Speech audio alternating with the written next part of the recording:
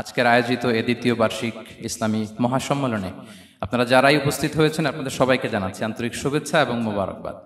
আহলান ওয়া সাহলান ওয়া মারহাবান বিকুম ফি হাযাল লিকা আত-তাইয়্যিব আল-মুবারাক। I would like to thank from the bottom of my heart to the Beijing University Authority for giving us this nice venue to organize such an amazing program. May Allah bless them with guidance. Amra shobai boli amin. Assalamu alaikum wa rahmatullahi wa barakatuh.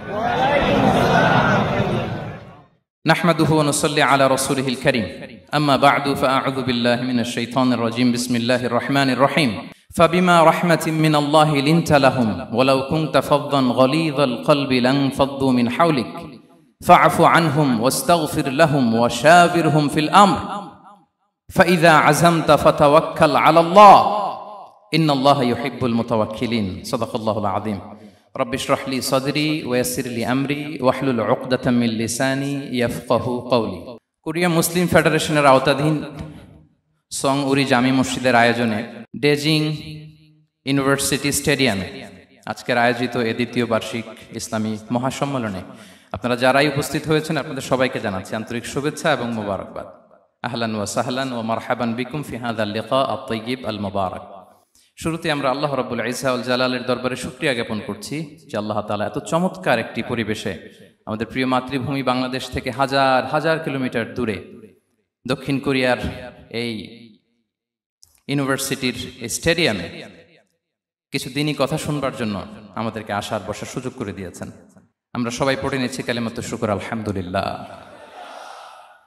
আল্লাহ রাব্বুল Itza ওয়াল জালালের দরবারে লাখো কোটি শুকর এবং সুজুদ এবং প্রশংসা শেষে আমি আজকের এই প্রোগ্রামের অর্গানাইজিং কমিটিকে অন্তরের অন্তঃস্থল থেকে ধন্যবাদ জানাতে চাই, যারা দীর্ঘদিন অনেক চেষ্টা করে অনেক আয়োজন করে আজকের এই চমৎকার ফুলের বাগানকে তারা সাজিয়েছেন।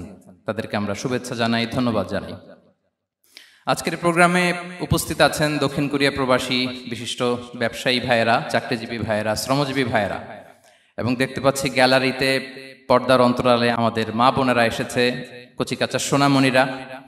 তারপর আমি এখানে সিকিউরিটি ডিপার্টমেন্টকে দেখলাম, police department, and I would like to thank from the bottom of my heart to the Beijing University Authority for giving us this nice venue to organize such an amazing program.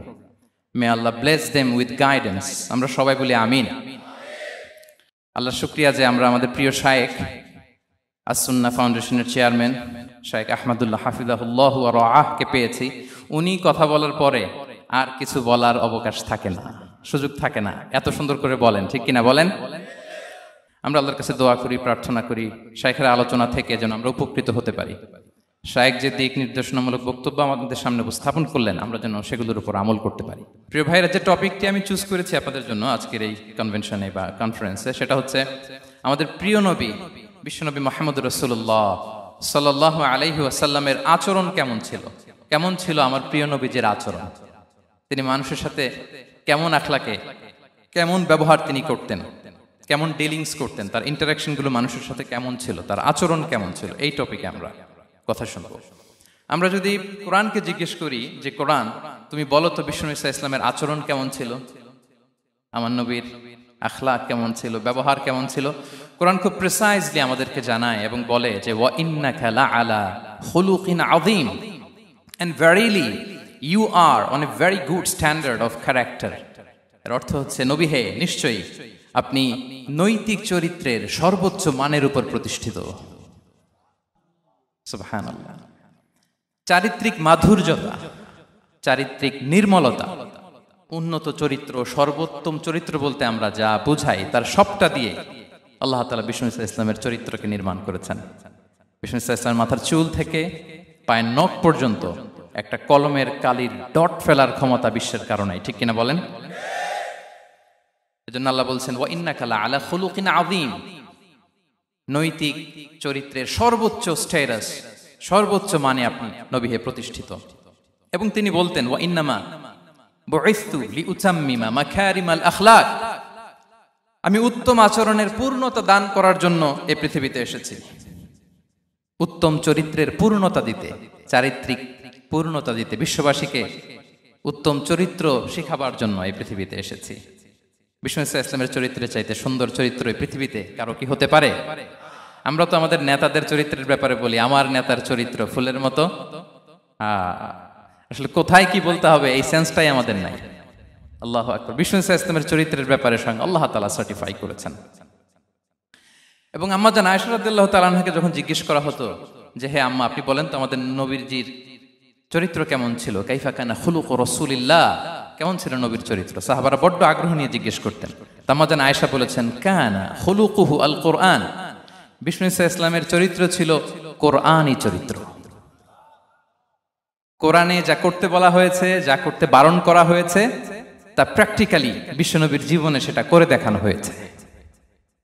এবং তিনি বলতেন ইনদামা রাসূলুল্লাহ সাল্লাল্লাহু আলাইহি ওয়াসাল্লাম ইয়ামশি আলাল আরদ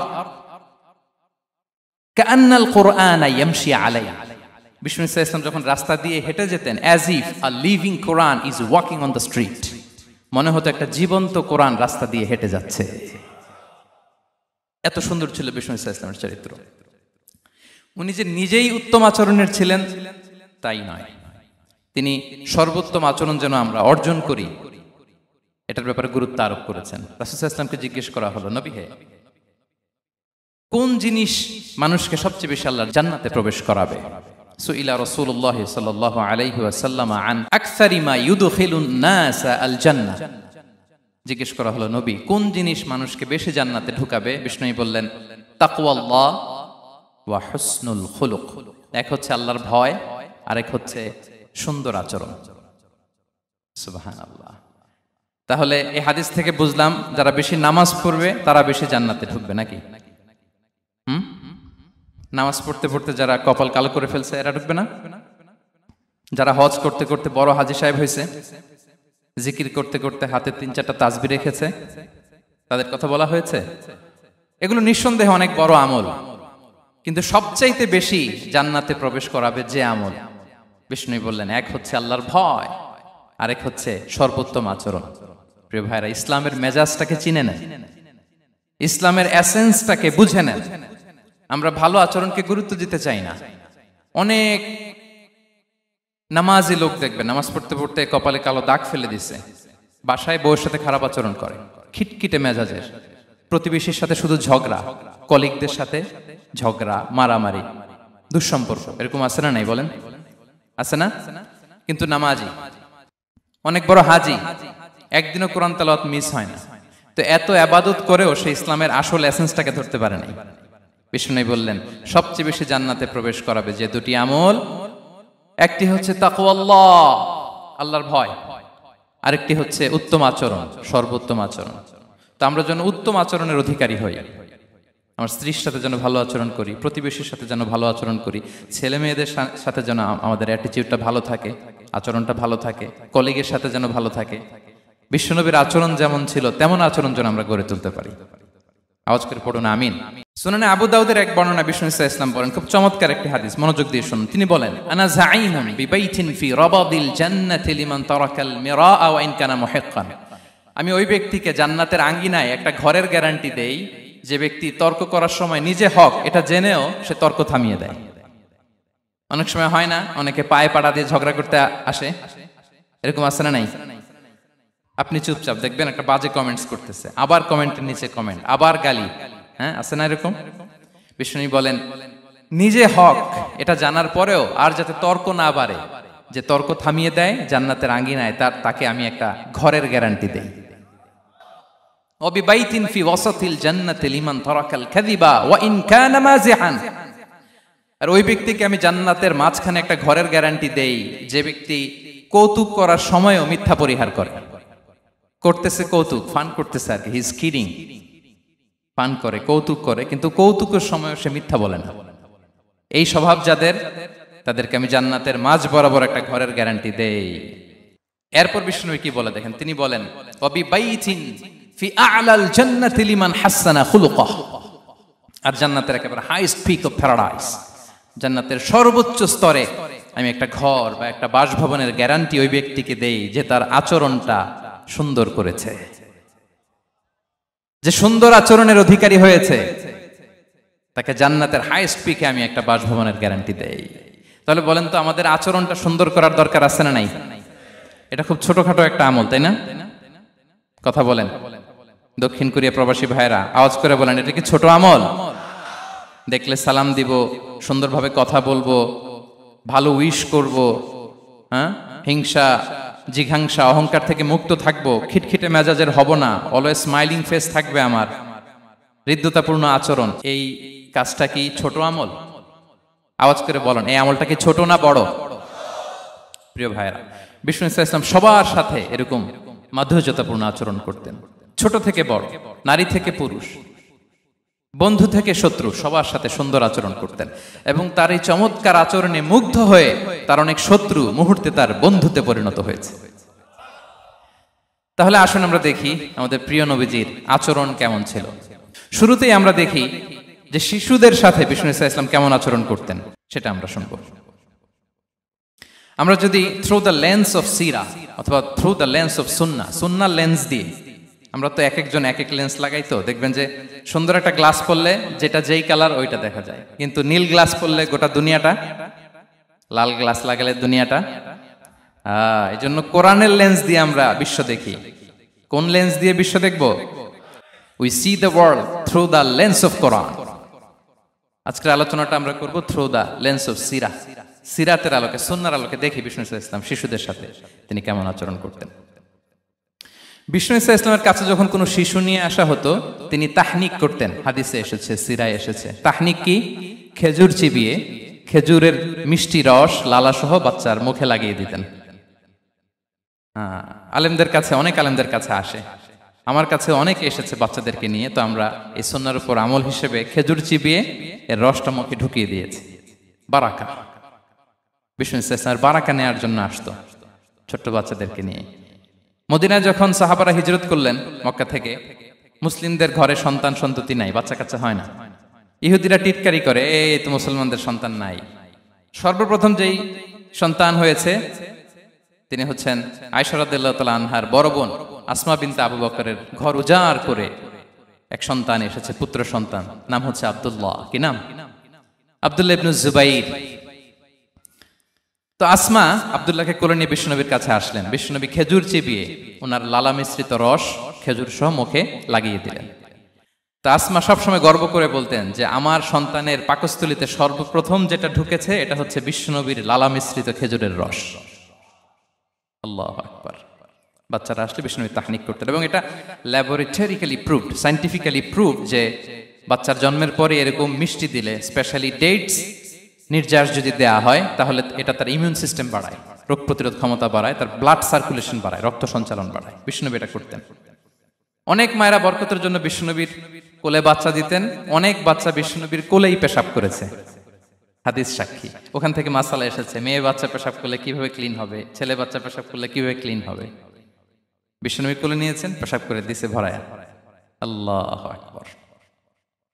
বাচ্চাদের মাথায় তিনি হাত বুলিয়ে দিতেন। যেই বাচ্চার মাথায় বিষ্ণুনবী হাত বুলাতেন, ওই বাচ্চার মাথায় খুব বেশি বেশি চুল গজাতো। সুবহানাল্লাহ পড়বেন না? এক ভণ্ড, সেও ছিল নবী দাবিদার, মুসাইলামাতুল কাযযাব। সে নবীকে কপি করত, নবী যা যা করতো তাই করত।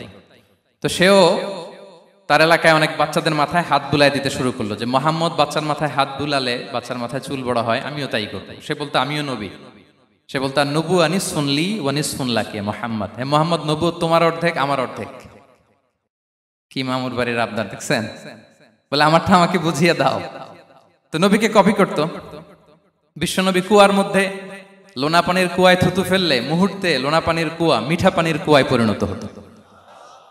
তো এই বদমাসটা যখন কপি করে থুতু মারছে ওদের এলাকার কুয়ায়, ওটা ছিল মিঠা পানি, ওটা মুহূর্তের মধ্যে লোনা পানির কুয়া হয়ে গেছে।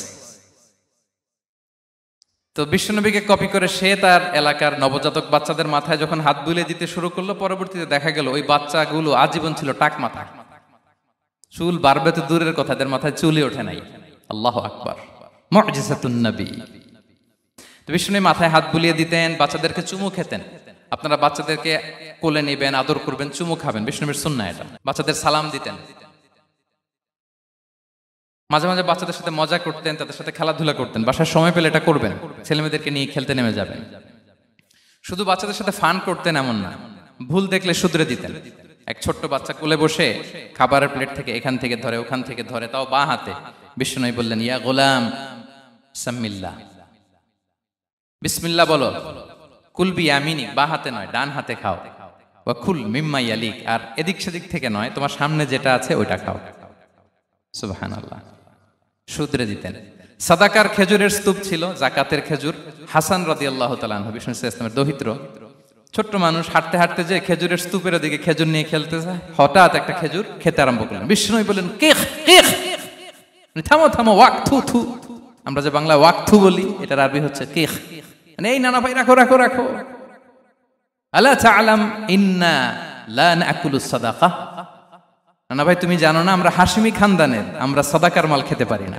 আঙ্গুল ঢুকিয়ে মুখ থেকে খেজুর বের করে দিলেন। সুবহানাল্লাহ।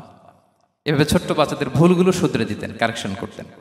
সুনানে নাসাইতে এসছে, কেন রাসূলুল্লাহ সাল্লাল্লাহু আলাইহি ওয়াসাল্লাম ইয়াজুরুল আনসার, তিনি যখন আনসারীদেরকে ভিজিট করতে যেতেন, ফায়ুসাল্লিমু আলা সিবিয়ানিহি, আনসারী বাচ্চাদেরকে সালাম দিতেন। আপনারা বাচ্চাদের সালাম দেন তো নাকি? নাকি বাচ্চাদের সালামের জন্য বসে থাকেন? অনেকে মনে করে যে আমি মুরব্বী হাজী সাহেব, 80 বছর বয়স, আমি তো শুধু সালাম পাবো, আমি দিব কেন? এরকম একটা ভুল ধারণা আছে না? সালাম শুধু ছোটরা দিবে, ব্যাপারটা কি এমন না? ছোটরা বড়দের দিবে, বড়রা ছোটদের দিবে, সবাই সবাইকে দিবে, ঠিক কিনা বলেন? ইনশাআল্লাহ বলেন সবাই। ওয়ায়ামসাহু বিরুসিহিম, বাচ্চাদের মাথায় হাত বুলিয়ে দিতেন। ওয়ায়াদউ লাহুম, তাদের জন্য দোয়া করতেন। তাহলে বিশ্বনবীর বাচ্চাদের সাথে আচরণ, ডিলিংস, ইন্টারঅ্যাকশন কেমন ছিল বুঝতে পেরেছেন? একবার এক নামাজে ওনার নাতিদেরকে নিয়ে হাজির হলেন, হাসান হুসাইন রাদিয়াল্লাহু আনহুমাকে নিয়ে। তো নামাজের এক সিজদায় বিশ্বনবী এমন লম্বা সময় সিজদায় পড়ে রইলেন, মাথা আর উঠান না। মুসল্লিরা তো অবাক, সাহাবারা ভাবলেন, হায় রে, নবীজি অসুস্থ হয়ে গেলেন নাকি, অথবা ওহী নাজিল হলো নাকি। নামাজ শেষে সাহাবারা জিজ্ঞেস করলেন, ইয়া রাসূলুল্লাহ, আপনি কি অসুস্থ হয়েছেন নাকি ওহী নাজিল হচ্ছিল? এত লম্বা সিজদা দিতে তো কখন দেখি নাই। বিশ্বনবী বললেন, না না, কুল্লুন যালিকা লাম ইয়াকুন, কোনটাই না, বরং ওয়ালাকিন নাবনি ইরতাহালানি, আমার নানা ভাই হাসান হুসাইন সিজদারত অবস্থায় আমার পিঠের উপরে উঠে বসেছিল। ফাকারিহতু আন উআজ্জিলাহু হাত্তা ইয়াকদিয়া হাজাতা, আমি উঠে গেলে তাদের ডিস্টার্ব হবে, এজন্য সিজদায় পড়েছিলাম। যতক্ষণ তাদের পিঠে উঠে খেলতে মনে চেয়েছে তারা খেলেছে, তারা নেমেছে, তারপরে সিজদা থেকে মাথা উঁচু করে দাঁড়িয়েছি। সুবহানাল্লাহ বিহামদিহি। তো আমরা কাঁধে নিয়ে খেলবো তো দূরের কথা, আমরা অনেকে বাচ্চাদেরকে মসজিদে দেখলেই রেগে যাই, আছে না নাই? অনেক মুরব্বীরা আছে মসজিদে বাচ্চা দেখতে পারে না, দেখবেন, হ্যাঁ, খিটখিটে মেজাজের হয়ে যায়, রিয়্যাক্ট করে। আলহামদুলিল্লাহ গত অনেক বছর ধরে বাংলাদেশে এটা নিয়ে আমরা কন্টিনিউয়াসলি বলেছি যে না, শিশুদেরকে আপনারা মসজিদে আসলে ধমক দিবেন না, ভুল করলে, আওয়াজ করলে, চিৎকার করলে তাদেরকে বকা দেওয়া যাবে? বলেন। আজকে যদিও বকা খেয়ে মসজিদ থেকে ফিরে যায়, আর কোনোদিন মসজিদের দিকে পা বাড়াবে? ও যাবে ক্লাবে, হ্যাঁ, ও যাবে গানের কনসার্টে, আর ফেরাতে পারবেন মসজিদে? আর আসবে না। খবরদার, আপনার একটা ধমকের কারণে মসজিদমুখী কোনো শিশু যেন অন্যদিকে না যায়। বুঝাবেন যে আব্বু, এটা আমাদের ইবাদতগাহ, পবিত্র জায়গা, এখানে দুষ্টামি করতে হয় না, আওয়াজ করতে হয় না, আল্লাহ তোমাকে অনেক গুনাহ দিবে। গুনার ভয় দেখালে কিন্তু বাচ্চারা দুষ্টামি করে না, দেখবেন, ঠিক কিনা বলেন?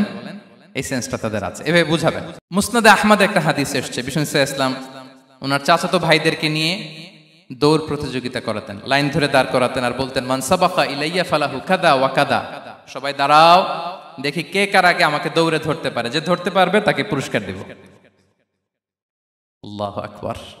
এবং বিশ্বনবীর এই কথা শুনে সবাই দৌড়ে যে বিশ্বনবীর ঘাড়ের উপর উঠতো, বুকের উপর উঠতো, ঝাঁপিয়ে পড়তো, বিশ্বনবী সবাইকে ধরে আগলে নিতেন, প্রত্যেকের গালে চুমু খেতেন। পড়েন সুবহানাল্লাহ। এই ছিল শিশুদের প্রতি বিষ্ণু ইসলামের আচরণ। তো আমরা এরকম আচরণ করি কিনা? আমাদের আচরণটা আমাদের বাচ্চা, আমাদের আত্মীয় স্বজনের ছোট ছেলে মেয়ে, আমরা কোথাও শিশুদেরকে যদি দেখি, আমরা তাদের সাথে কিভাবে আচরণ করি, একটু মিলিয়ে নিন কার আচরণ কেমন। এরকম করেন কিনা আমি আর জিজ্ঞেস করতে চাইলাম না, জাস্ট আস্ক ইউরসেলফ, নিজেকে জিজ্ঞেস করুন যে আমরা আমাদের বাচ্চাদের সাথে এরকম আচরণ করি কিনা। তাহলে প্রথম পয়েন্টটা ক্লিয়ার। আচ্ছা, শিশুদের পার্ট শেষ, এবার দেখি বয়স্কদের সাথে, অ্যাডাল্টদের সাথে বিষ্ণু ইসলামের আচরণ কেমন ছিল, বড়দের সাথে কেমন আচরণ করতেন আমরা। আসুন দেখি। সাহাবারা তো সবচাইতে বেশি বিষ্ণুনবীর সঙ্গ পেয়েছেন, তাই না? তাদের সাথে কেমন আচরণ ছিল? যে আয়াতটি দিয়ে আমি শুরু করেছি, আল্লাহ বলেছেন, ফাবিমা রাহমাতিম মিনাল্লাহি লিনতা লাহুম ওয়ালাউ কুনতা ফাযযান গালিযাল কলবি লানফাদ্দু মিন হাওলিক। সাহাবারা বিষ্ণুনবীর এত ভালোবাসা পেয়েছেন এত সুন্দর আচরণ পেয়েছেন, তারা বিশ্বনবীকে সবসময় আগলে রাখতে চাইতেন, ঘিরে থাকতে চাইতেন, তার সঙ্গ ছাড়তে চাইতেন না। পড়েন সুবহানাল্লাহ। বাসায় ভাল লাগে না, বিশ্বনবীর কাছে চলে যেতেন। ওয়াইফের সাথে মনোমালিন্য, নবীর দরবারে চলে যেতেন। এমনকি কোন সাহাবীর পেটে যদি ক্ষুধা লাগতো, ঘরে খাবার না থাকতো, তারা বিশ্বনবীর কাছে চলে যেতেন। তারা বলতেন, নবীর চেহারার দিকে তাকিয়ে থাকলেই আমাদের ক্ষুধা মিটে যেত। আগলে রাখতেন সবসময় বিষ্ণু ইসলামকে।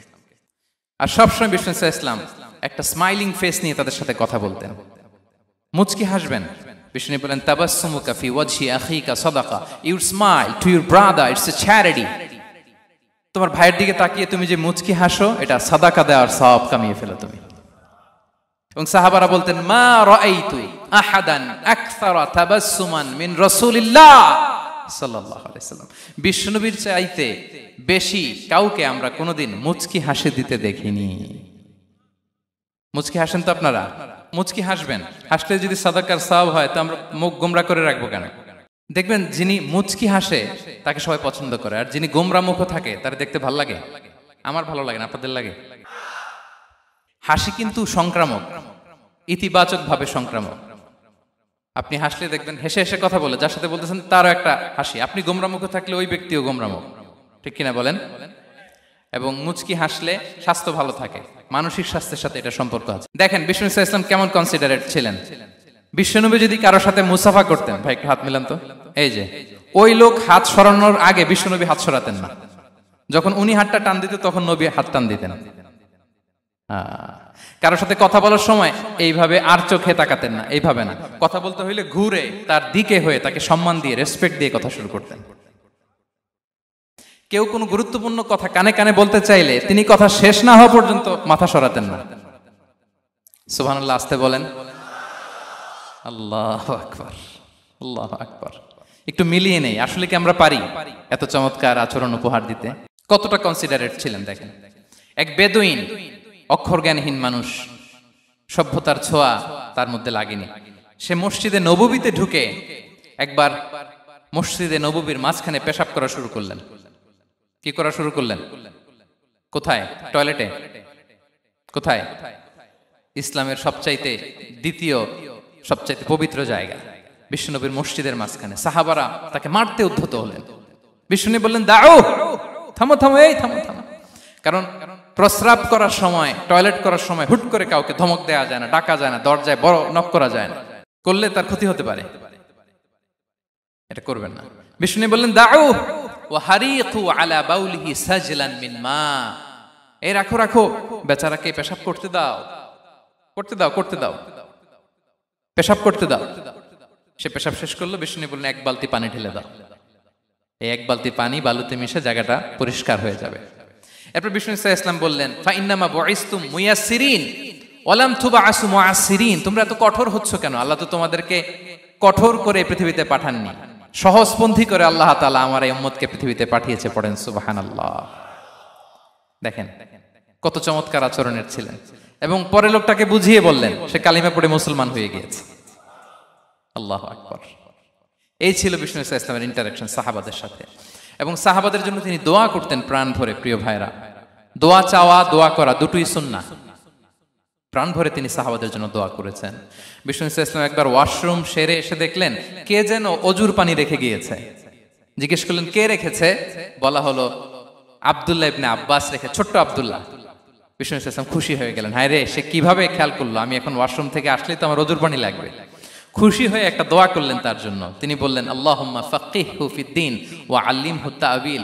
মানে হে আল্লাহ, আপনি তাকে দ্বীনের জ্ঞান দেন এবং কোরআনের ব্যাখ্যা তারে শিক্ষা দেন।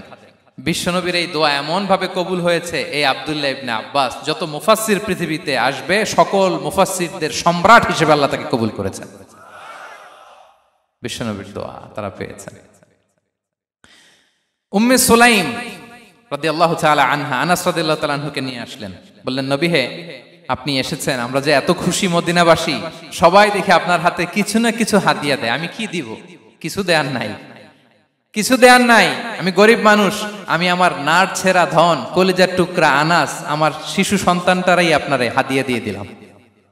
খুয়াইদুমুকা আনাস, নবী হে, সে আপনার ছোট্ট খাদেম হবে। আপনার কাজ করে দিবে। উদুল্লাহ আলাহ, আপনি তার জন্য একটা দোয়া করেন। বিশ্বনবী দোয়া করলেন, কি দোয়া করলেন? আল্লাহুম্মা আকসির মালাহু ওয়া ওয়ালাদা, আল্লাহ আনাসের সম্পদও বাড়ায় দাও, ওয়া ওয়ালাদা, তার সন্তানও বাড়ায় দাও। দেখেন এই দোয়ার কি বরকত। এই দোয়ার বরকতে আনাস বলে মদিনাতে যত খেজুর বাগান ছিল সবগুলো খেজুর বাগানে বছরে খেজুর হতো একবার, কিন্তু নবীর দোয়ার বরকতে আমি আনাসের বাগানে খেজুর হতো বছরে 2 বার। আর উনার সর্বসাকুল্যে ছেলে মেয়ে ছিল, কোন বর্ণনায় 78 জন, কোন বর্ণনায় 80 জন। আমাদের পুরো বংশে আছে 80 জন, কথা বলেন। আপনার পুরো গোষ্ঠীতে 80 জন আছে? উনার শুধু ছেলে মেয়ে, একজনের ছেলে মেয়ে কয়জন? 80 জন। বিশ্বনবীর দোয়া কি ইন্টারেকশন দেখেন, একজন ট্রু লিডারের কি বৈশিষ্ট্য। তিনি সাহাবীদের ভালো গুণ দেখলে তাদেরকে উৎসাহিত করতেন, ইন্সপায়ার করতেন, প্রশংসা করতেন। আবু মুসা আল-আশআরী রাদিয়াল্লাহু তাআলা আনহু, তিনি রাত জেগে চমৎকার কণ্ঠে তেলাওয়াত করতেন। একদিন তার ঘরের পাশ দিয়ে বিশ্বনবী যাচ্ছিলেন, পরের দিন বললেন, আবু মুসা, আমি কিন্তু তোমার কণ্ঠ শুনেছি, বড় সুরেলা গলা তোমার। লাকাত উতিতা মিজমারান মিন মাজামিরি আলি দাউদ, দাউদ নবীর গলায় আল্লাহ যে সুরের ঝংকার দিয়েছেন, এই উম্মতের মধ্যে আল্লাহ তোমার গলায় সেই সুরের লহরী ঢেলে দিয়েছেন। আচ্ছা বলেন, নবী যদি প্রশংসা করে যে তোমার তেলাওয়াতটা খুব সুমধুর হয়েছে, তার কেমন লাগবে বলেন তো? আচ্ছা নবী বাদ দেন, শায়েখ আব্দুর রহমান আস-সুদাইস এসে যদি আপনারে বলে তোমার কণ্ঠটা তো বড় মিষ্টি, কেমন লাগবে আপনার? আর স্বয়ং বিশ্বনবী যদি বলে, সুবহানাল্লাহ পড়বেন না? আল্লাহু আকবার। এইভাবে ইসলাম সাহাবাদেরকে উৎসাহিত করতেন। মাঝে মাঝে প্রশ্ন করতেন, তাদের অ্যাটেনশন গ্রো করার জন্য তিনি প্রশ্ন করতেন। একবার বলেন দেখি, কে বলতে পারে ইন্না মিনাশ শাজারি শাজারা লা ইয়াসকুতু ওয়ারাকুহা মাসালুহা মাসালুল মুমিন, একটা গাছ আছে, এই গাছের পাতা ঝরে না, এর দৃষ্টান্ত মুমিনের দৃষ্টান্ত। কে পারো দেখি? কোন সাহাবী পারে না, কারণ তারা ভাবতেছিল দূরের ওই সিরিয়ার কোন গাছ হবে, অমুক জায়গার মরুভূমির গাছ হবে, ঘরের পাশে যে খেজুর গাছ ওইটা আর কেউ ভাবে না। ভাবছে প্রশ্ন যেহেতু করছে, এত সহজ উত্তর হইলে তো প্রশ্ন করার কথা ছিল না। তারা এইটা বলে, ওইটা বলে, ক্যাকটাস, গুলমলাতা, ওই গাছ। নবী বলে না, ইন্নাহা আন-নাখলা, এটা খেজুর গাছ। কি গাছ? তো আব্দুল্লাহ ইবনে ওমর তখন খুব ছোট, তিনি মনে মনে ধরে ফেলছিলেন, কিন্তু ভয়ে বলে না। তো বাসায় যে ওমর রাদিয়াল্লাহুকে বলে, আব্বা আপনারা কেউ পারেন না, আমি তো জানতাম এটা খেজুর গাছ, তো বললা না যে? আব্দুল্লাহ বলে, আপনি পারেন না, অন্যান্য সাহাবারা বাচ্চা ছাড়া কেউ পারে না, আমি কেমনে কই? ওমর রাদিয়াল্লাহু বললেন, আজকে যদি তুমি বলতে পারতে, লাল উট পেলে আরবরা যে যত খুশি হয়, আমি তার চেয়েও বেশি খুশি হয়ে যেতাম। নবীর সামনে আমার বুকটা এত বড় হয়ে যেত। আল্লাহু আকবার।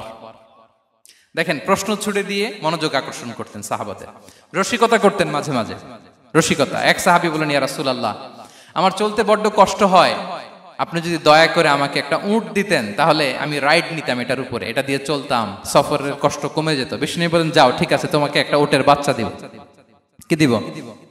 সাহাবী বলেন, ইয়া রাসূলুল্লাহ, আমি চাইলাম কি আর আপনি বললেন কি? আমার তো লাগবে এমন উট যেটা দিয়ে মরুভূমিতে চলা যায়। বিষ্ণু বলেন, ওই উটটাও তো অন্য কোনো না কোনো উটের বাচ্চা। সুবহানাল্লাহ পড়বেন না? ছোট্ট কথা, দেখেন কি রসিকতা, কি সেন্স অফ হিউমার। সুবহানাল্লাহ। সাহাবীদের সাথে এক কাতারে মিশে কাজ করতেন, নিজ হাতে সাহাবীদের সাথে মিশে কি করেছেন? মসজিদে নববী নির্মাণ করেছেন। 5ম হিজরিতে নিজে মরুভূমির বালু খনন করে পেটে পাথর বেঁধে পরীক্ষা খনন করেছেন সাহাবীদের সাথে। True leader. শুধু তাই নয়, সাহাবারা ভালো পরামর্শ দিলে সেটা অ্যাকসেপ্ট করতেন।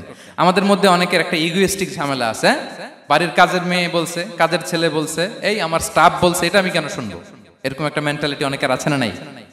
অনেক সময় তাদের মধ্য থেকেও ভালো পরামর্শ আসতে পারে না? বলেন পারে কিনা? বিশ্বনবী দেখতেন, কেউ ভালো পরামর্শ দিলে সেটা পিক করতেন, নিয়ে নিতেন। বদরের যুদ্ধে মুসলিম সৈন্যরা কোথায় ক্যাম্প করবে, বিশ্বনবী হঠাৎ একটা জায়গায় ক্যাম্প স্থাপনের নির্দেশনা দিলেন। হাব্বাব ইবনুল মুনজির রাদিয়াল্লাহু তাআলা আনহু, তিনি বললেন, ইয়া রাসূলুল্লাহ, অনুমতি দিলে একটা কথা বলবো। কি কথা? এই যে আপনি ক্যাম্প স্থাপন করলেন এখানে, এটা কি আল্লাহর আদেশে না আপনার ইচ্ছায়? নবী বললেন, আমার ইচ্ছা, এটা আল্লাহর আদেশ নয়। তাহলে ঠিক হয় নাই, লোকেশন সিলেকশন ঠিক হয় নাই, তাহলে কোথায়? হাব্বাব বললেন, ইয়া রাসূলুল্লাহ, ওই যে কূপ দেখা যায় ওখানে, দ্যাটস আওয়ার লোকেশন, ওখানে করলে ভালো হবে। কেন?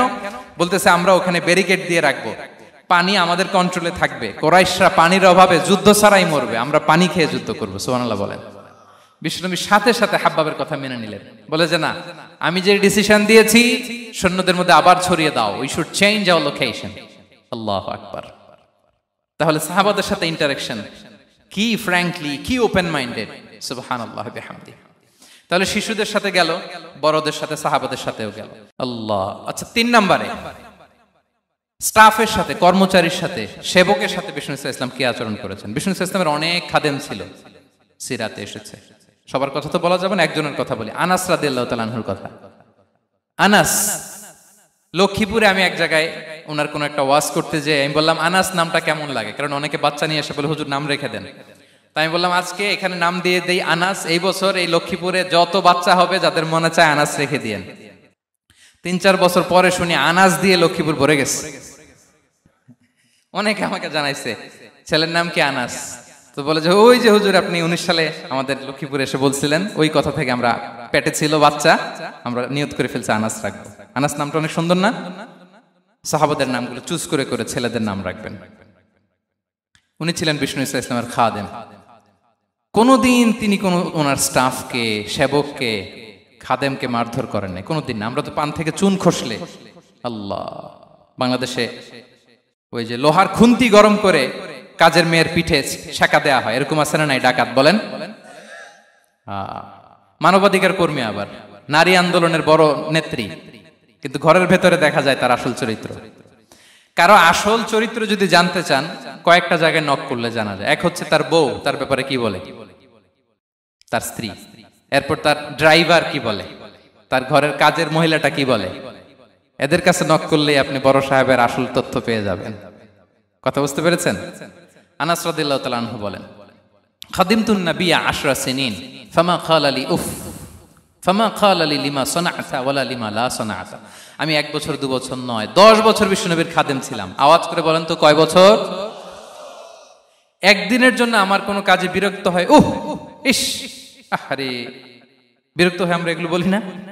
একদিনের জন্য বলে না, একদিন, একটি মুহূর্তের জন্য। এই 10 বছরে একটিবারও পেয়ারা নবীজি বলেন নাই, আনাস এটা কেন করলে? একবারের জন্য বলে নাই, আনাস এটা করলে না কেন? একবারের জন্য তিনি বলেন।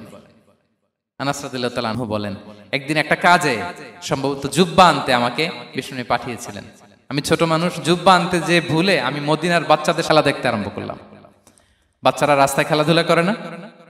বিষ্ণুনবী যেটা আনতে পাঠিয়েছে ওইটা না এনে ভুলে, ছোট মানুষ তো, সেও দাঁড়িয়ে দাঁড়িয়ে মদিনার ছেলেমেয়েদের খেলা দেখতেছে। এখন সময়ের পর সময় যায়, ঘন্টার পর ঘন্টা যায়, আনাস তো আর আসে না জুব্বা নিয়ে। বিষ্ণুনবী ভাবলেন, হায় রে, আনাস মনে ভুলে গেছে, যাই নিজের কাজ নিজেই করে নিয়ে আসি। বিষ্ণুনবী বেরোলেন, বেরোই দেখে ওই তো আনাস, আমার আনাস বাচ্চাদের সাথে খেলা দেখতেছে। আমরা হইলে কি করতাম? আমরা হইলে কি? মাইর, ওই যে ডাইরেক্ট মাইর।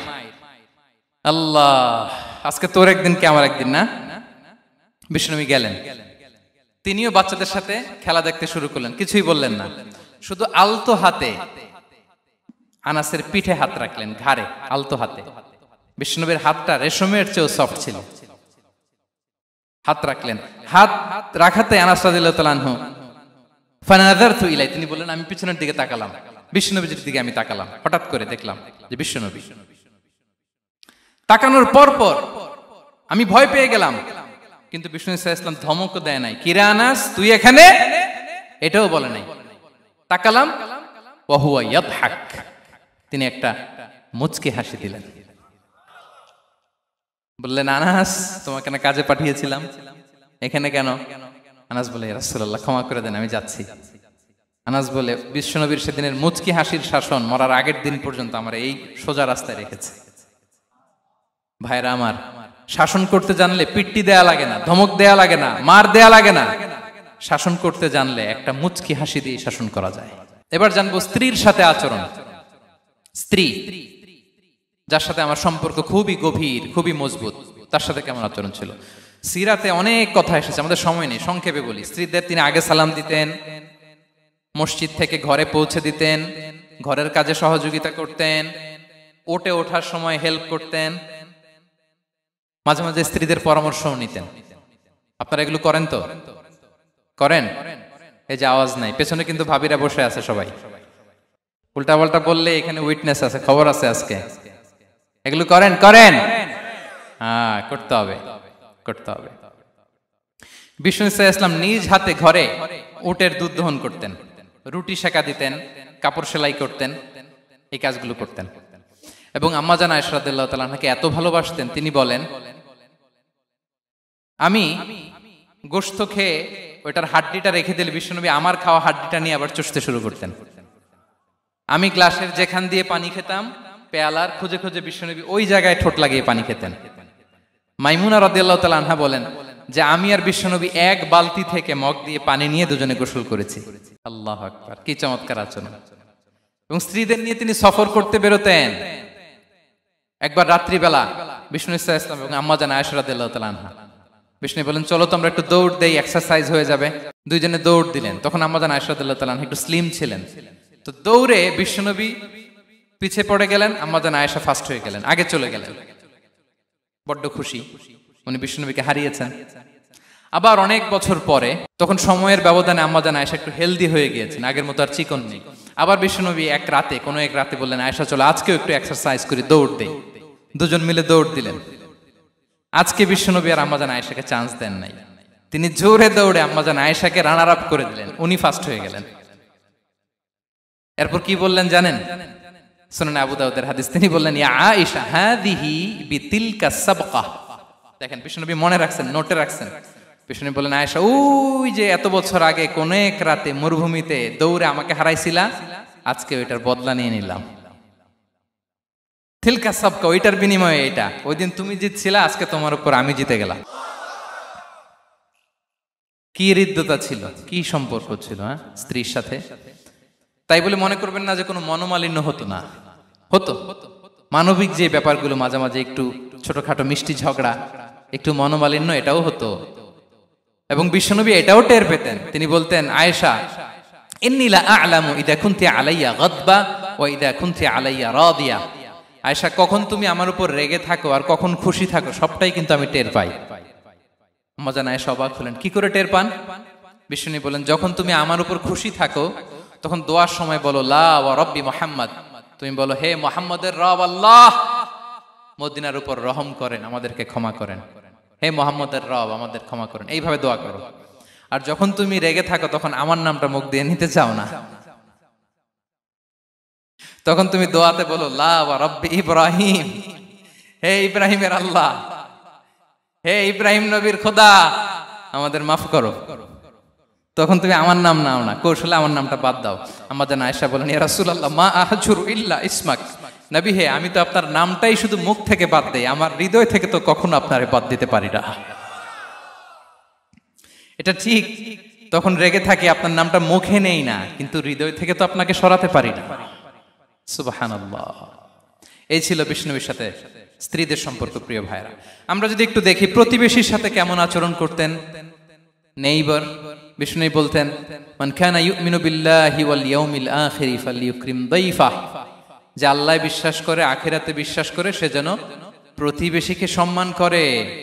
এবং একবার আবু যার আল গিফারি রাদিয়াল্লাহু তাআলা আনহুকে বিষ্ণু ইসা ইসলাম বললেন আবু যার ইদা তাবাখতা মারাকান ফাআকসির মাআ, হে আবু যার তুমি যদি কখনো ঝোল তরকারি রান্না করো, ঝোলের তরকারি খাইছেন? আপনাদের সাউথ কোরিয়াতে তো বিখ্যাত একটা ঝোলের তরকারি আছে, কি নাম যেন, মাছের মেংথাং।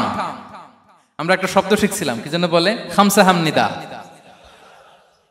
কয়েকটা শব্দ শিখাই দিছে ভাইরা আমাকে। তো এই যে নামটা বললাম, ঝোলের মধ্যে ট্যাংরা মাছ, শিং মাছ ঝোল দেয়া একটা তরকারি। তো আবু যার গিফারিকে বিষ্ণু ইসলাম বলেন ইদা তাবাখতা মারাকান ফাকসির মা, হে আবু যার কখনো যদি ঝোলের তরকারি রান্না করো একটু বেশি করে পানি দিও, যাতে করে তোমাদের পাশাপাশি তোমার প্রতিবেশীর সাথে একটু ঝোল শেয়ার করতে পারো। প্রতিবেশীকে এত গুরুত্ব দিতেন। তিনি বলতেন লাইসাল মুমিন আল্লাযী ইয়াশবা ওয়া জারুহু জাইউন ইলা জামবিহি, সে মুমিন নয় যে পেট পুরে খায় আর তার প্রতিবেশী না খেয়ে রাত যাপন করে, সে মুমিন নয়। দেখেন প্রতিবেশীকে কত গুরুত্ব তিনি দিয়েছেন। বিশ্বনবীর এক ইহুদি প্রতিবেশী ছিল। কোন ধর্মের? সবাই বলেননি, একসাথে আওয়াজ করে বলেন, কোন ধর্মের প্রতিবেশী? ওই ইহুদির এক ছেলে বিশ্বনবীর কিছু কাজ করে দিতেন। অনেকদিন হলো ছেলেটা আসে না, খোঁজ নিলেন, শুনলেন সে অসুস্থ। শুনলেন ইহুদি ছোট্ট ছেলেটা কি, বিশ্বনবী দেখতে গেলেন। মুসলিম শিশুকে দেখতে গেলেন নাকি? কোন ধর্মের শিশু? তার মানে আপনার প্রতিবেশী যদি হিন্দু হয়, বৌদ্ধ হয়, খ্রিস্টান হয়, দ্যাট ডাজন্ট ম্যাটার। আপনি তার বিপদে আপদে পাশে থাকবেন, এটাই ইসলামের শিক্ষা, ঠিক কিনা বলেন? এই যে আপনাদের এখানে বুদ্ধিস্ট নেইবার আছে, হিন্দু নেইবার আছে, খ্রিস্টান নেইবার আছে, তারা বিপদে পড়লে তো আপনার যাওয়ার দরকার নাই, না? যাবেন, খোঁজ খবর নিবেন, ভিজিট করবেন, পাশে দাঁড়াবেন। আপনি যে তাদের খোঁজ খবর নিতেছেন, মুসলিম হয়েও আপনি এত চমৎকার আচরণের, এটা দেখেই অনেকে কালিমা পড়ে মুসলমান হয়ে যাবে। এটাই তো দ্য বিউটি অফ ইসলাম, ইসলামের সৌন্দর্য। বিশ্বনবী হিন্দু মুসলিম ইহুদি বাছান নাই, ছোট্ট ইহুদিটাকে দেখতে গেলেন, যে দেখে হায়রে কাতর হয়ে সে বিছানায় মৃত্যু শয্যায় শুয়ে আছে, বাচ্চাটার মাথায় হাত বুলিয়ে দিলেন। হাত বুলিয়ে বাচ্চাটাকে, ইহুদি বাচ্চাটাকে বললেন, আসলিম, হে শিশু তুমি ইসলাম ধর্ম গ্রহণ করো। এখন ছোট্ট মানুষ, তার বাবা আবার পাশে দাঁড়িয়েছে, আব্বা কি বলে না বলে, সে নাযারা ইলা ওয়াজহি আবি, বাবার দিকে তাকালেন। তা বাবা বলে আতি আবুল কাসিম, মানে বিষ্ণু ইসলামের কুনিয়াত, বড় ছিল ছিল কাসেম, তাকে বলা হতো আবুল কাসেম।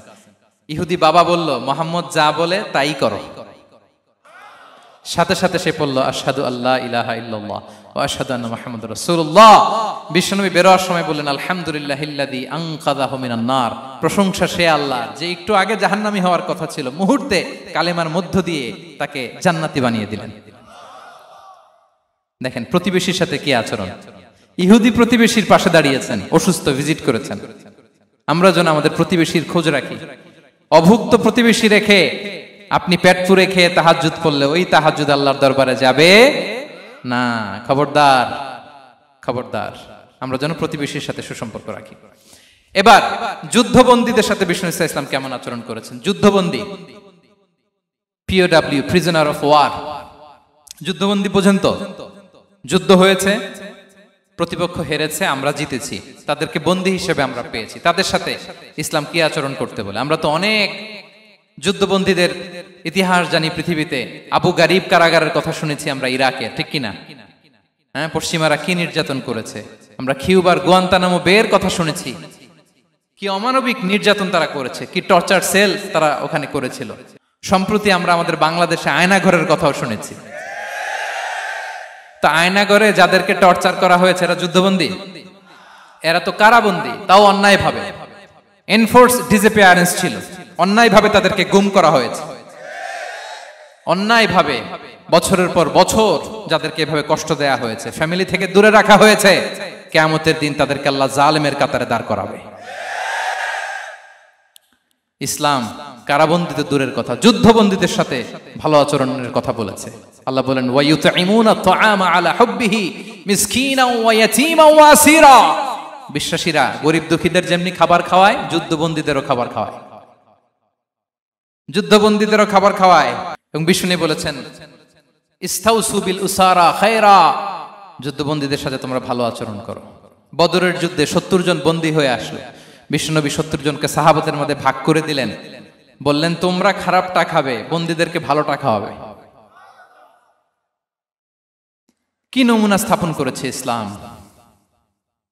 সুমামা ইবনে উসাল রাদিয়াল্লাহু তাআলা আনহু নামে এক যুদ্ধবন্দীর ছোট্ট ঘটনা বলে আমি পয়েন্টটা শেষ করছি। ইয়ামামার বড় লিডার ছিলেন, যুদ্ধবন্দী হয়ে মদিনায় আসলেন, নাম সুমামা ইবনে উসাল রাদিয়াল্লাহু তাআলা আনহু। তখন মুশরিক ছিলেন, যুদ্ধবন্দী হিসেবে আনা হলো। তাকে মসজিদে নববীর পিলারের সাথে রশি দিয়ে বাঁধা হলো।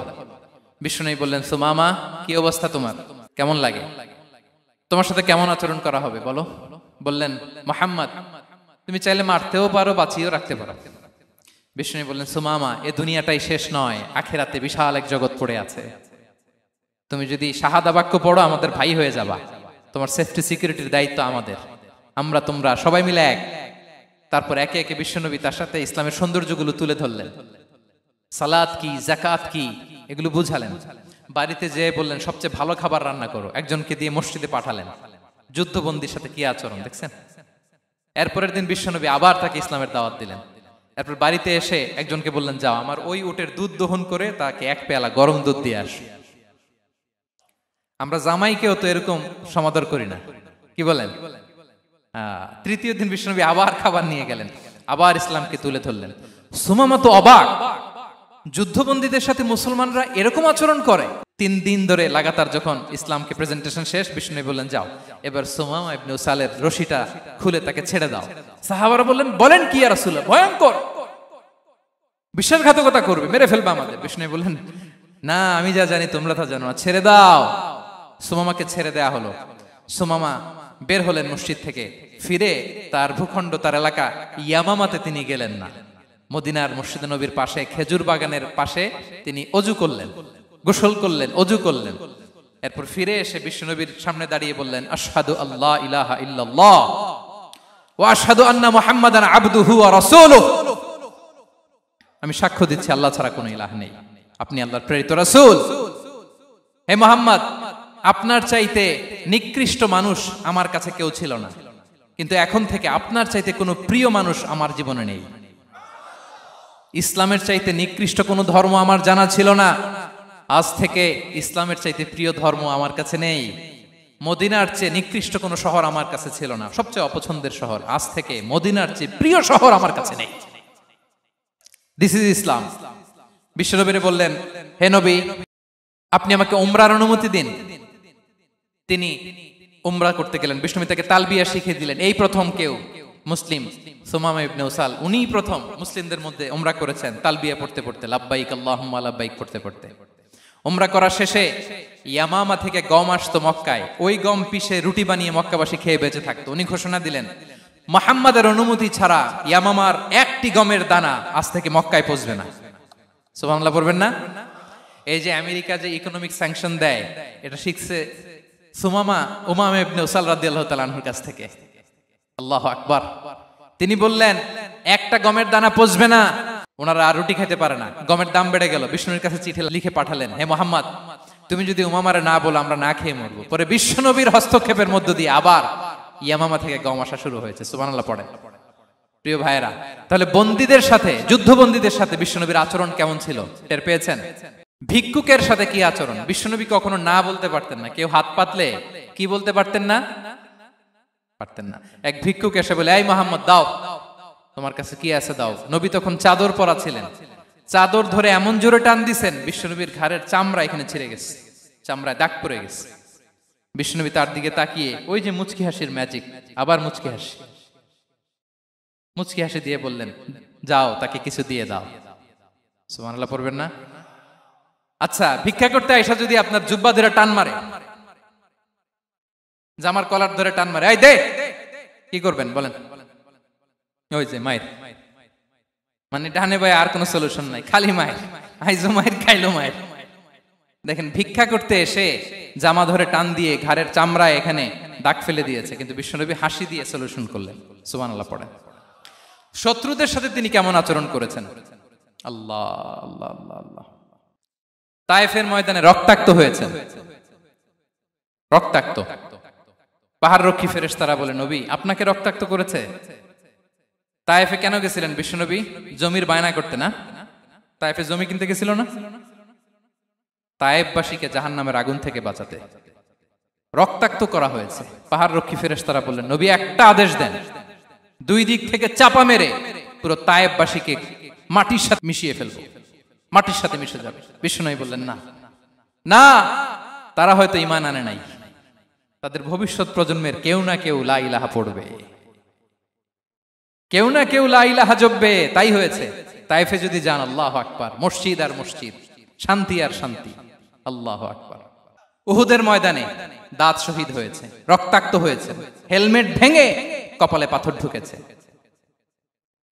ফেরেশতারা বললেন, আদেশ দেন, উহুদ পাহাড় তাদের ঘাড়ের উপরে বসিয়ে দেন। বিষ্ণু বললেন, না। বিষ্ণু বললেন, না, আল্লাহুম্মা হদি কওমি ফাইন্নাহুম লা ইয়ালামুন। আল্লাহ, আমার কওমকে ক্ষমা করে দেন, ওরা বুঝে নাই।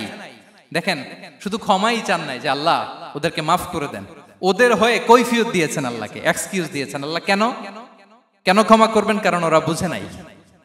এক্সকিউজ দিয়েছেন, তাদের হয়ে কৈফিয়ত দিয়েছেন। এই ছিল শত্রুদের সাথে বিশ্বনবীর আচরণ।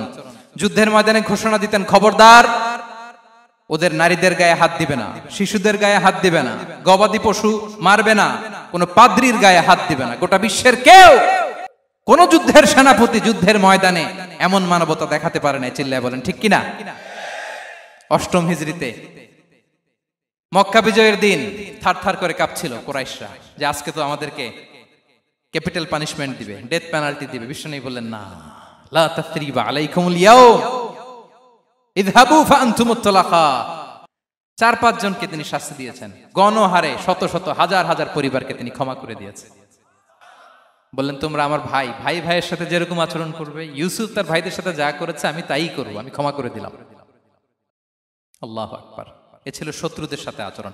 শেষ কথা বলি, শেষ কথা হচ্ছে প্রাণীর সাথে বিশ্বনবীর কেমন আচরণ ছিল। প্রাণীর সাথে একবার এক আনসারের খেজুর বাগানে ঢুকলেন, ঢুকে দেখেন একটা উট কাঁদে। কি কাঁদে? কানে কানে এসে বিশ্বনবীকে কি যেন বলে যায়। বিশ্বনবী রেগে বললেন, এই উটের মালিক কে? এক আনসারী সাহাবী বললেন, ইয়া রাসূলুল্লাহ আমি। বিশ্বনবী বললেন, তোমার কি ভয় হয় না আল্লাহর?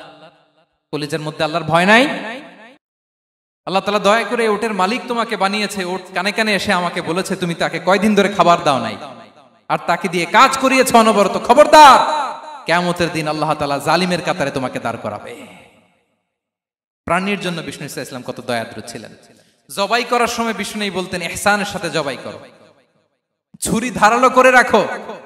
কোরবানির সময় আমরা প্রাণীটাকে কি করি? আদর করি না, মেরে ফেলি। বলেন তো, জবাই করা মানে কি? মেরে ফেলতেছি। বিষ্ণু বলেন, ইদা কাতালতুম ফাহসিনুল কিতলা, মারবা ঠিক আছে কিন্তু মন মতো না, ইহসানের সাথে কতল করো।